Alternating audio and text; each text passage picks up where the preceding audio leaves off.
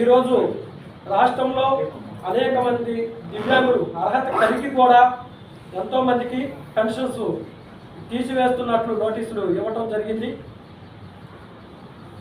ఈ కూటమి ప్రభుత్వం వచ్చిన తర్వాత దివ్యాంగులు మొట్టమొదటిగా చాలా సంతోషపడ్డారు.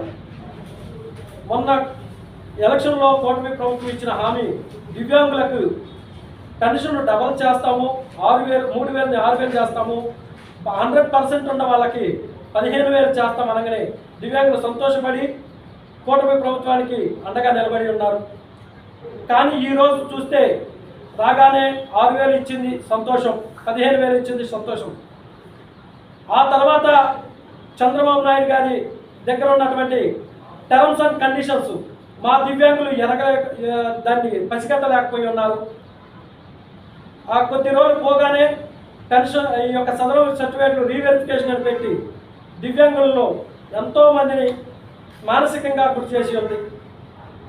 ముఖ్యంగా ఇక్కడ 100% ఉన్న వాళ్ళకి గవర్నమెంట్ డాక్టర్స్